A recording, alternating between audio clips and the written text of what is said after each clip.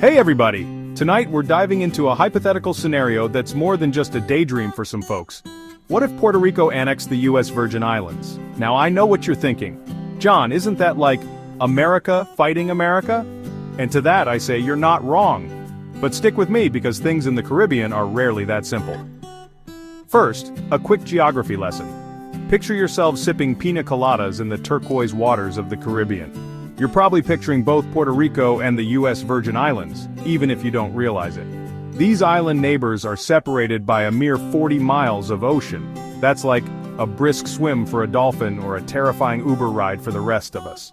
Puerto Rico, the larger of the two, is a US territory with a vibrant culture known for its music, food, and, let's be honest, its complicated relationship with the mainland.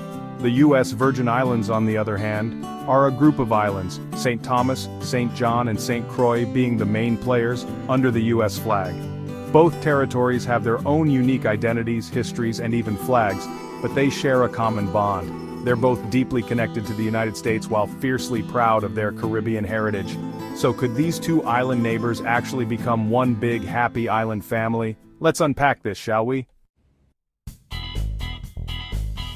To understand this hypothetical annexation, we've got to rewind the clock. I'm talking centuries, people, so buckle up. Both Puerto Rico and the US Virgin Islands have been caught in the crosshairs of colonial powers for centuries.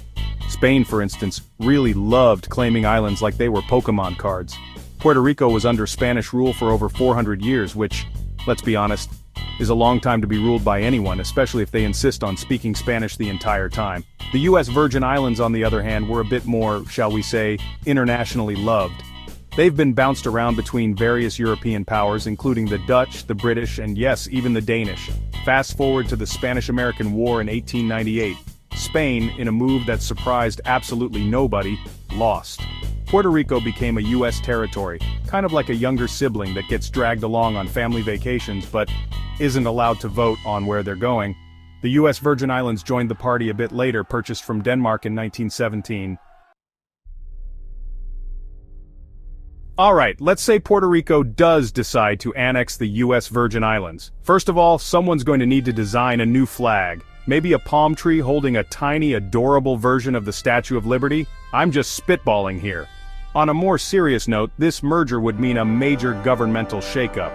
Right now, both territories have their own separate governments, kind of like those semi-independent teenagers who still live at home, but insist on having their own mini-fridge. Puerto Rico is a commonwealth, which is a fancy way of saying it's self-governing but still under US jurisdiction. The US Virgin Islands are an unincorporated territory which, let's be honest, sounds like something you'd find at the bottom of a really confusing yogurt container.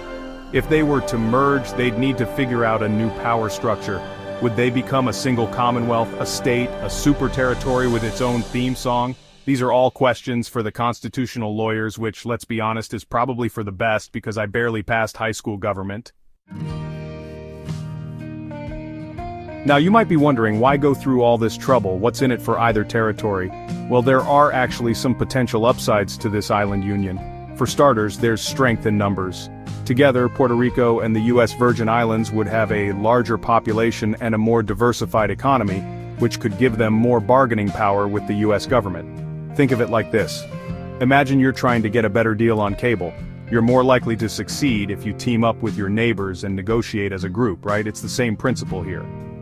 A united front could mean more federal funding, more investment opportunities, and maybe, just maybe, a louder voice in Washington. There's also the potential for increased tourism. Let's be real, the Caribbean is already a vacation paradise. But imagine being able to island hop between Puerto Rico and the US Virgin Islands without ever having to pull out your passport. It'd be like a choose-your-own-adventure vacation, only with less risk of getting dysentery. Section 5. Growing Pains. Where unification gets tricky. Okay, so far so good, right? Well, hold your horses because it's not all sunshine and pina coladas. Merging two distinct cultures and governments comes with its fair share of challenges. For one thing, there's the language barrier. Spanish is the official language of Puerto Rico, while English is the official language of the US Virgin Islands. Now, I know what you're thinking. John, you idiot, they're both US territories. Surely everyone speaks English, right? And to that I say, you clearly haven't spent much time in either place. Language is a powerful part of any culture, and navigating those differences wouldn't be easy. Then there's the issue of political representation. Right now, neither territory has voting representation in Congress. Would a merger change that? And if so, how would they ensure that both Puerto Rican and U.S. Virgin Islander voices are heard? These are all thorny questions that would require some serious compromise and, let's be honest, probably a lot of arguing. Section $6 Economic Impacts of a Merger. Alright, let's talk money because let's face it, that's what makes the world go round. Or at least that's what my accountant keeps telling me. Economically speaking, a merger between Puerto Rico and the U.S. Virgin Islands could be a mixed bag. On the one hand, a larger, more diversified economy could attract more investment and create new job opportunities.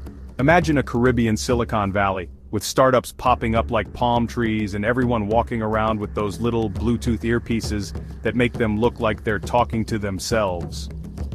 On the other hand, merging two economies with different strengths and weaknesses could lead to some serious growing pains. There's also the issue of economic disparity. The U.S. Virgin Islands, while beautiful, have a higher cost of living than Puerto Rico. How would a merger impact prices for everyday goods and services? Would we see a sudden surge in the price of coconuts? These are all important questions that frankly keep me up at night. Section 7. One love, cultural harmony, or discord. Now let's talk about the elephant in the room, or should I say the flamingo on the beach. Cultural integration. Merging two distinct cultures is a delicate dance, kind of like trying to teach your dad how to do the salsa. It can be beautiful and enriching, but it can also lead to some awkward missteps and, let's be honest, the occasional pulled hamstring. Puerto Rico and the U.S. Virgin Islands share a love for music, food, and those brightly colored shirts that make you look like a walking postcard, but they also have their own unique traditions and customs. How would those differences play out in a merged territory? Would we see a fusion of culinary delights, like a mofongo stuffed roti? Or would we see cultural clashes and a resurgence of those "I'm not touching you" arguments that siblings are so fond of? Only time will tell, but one thing's for sure. It would be a fascinating and potentially hilarious spectacle to behold. Section 8. Power to the people, political fallout, and possibilities. Let's not forget the political earthquake this hypothetical annexation would trigger. Remember that whole no voting representation in Congress thing? Well, a merger could be a game changer. A larger unified territory might finally have the clout to demand a seat at the table in Washington. Imagine politicians on Capitol Hill actually having to learn how to pronounce Puerto Rico and U.S. Virgin Islands correctly. It'd be a beautiful thing.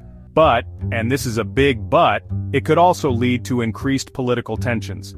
Would a merged territory align itself with the Democrats or the Republicans? Would they become a swing state, holding the balance of power in future elections? And how would that impact U.S. foreign policy in the Caribbean? These are all questions that would make even the most seasoned political analysts sweat profusely. Section 9. A Caribbean Crossroads. What does the future hold? So there you have it, folks. A whirlwind tour of the hypothetical annexation of the U.S. Virgin Islands by Puerto Rico. Would it be a match made in Caribbean heaven or a recipe for disaster? Honestly, it's impossible to say for sure. But one thing's for certain. The Caribbean is a region in constant flux, and the relationship between these two island neighbors is just one small piece of a much larger puzzle. Whether they choose to merge, remain separate, or pursue some other path entirely, one thing's for sure. The future of Puerto Rico and the U.S. Virgin Islands is inextricably linked to their own people's desires, struggles, and dreams, and that, my friends, is a story that's still being written.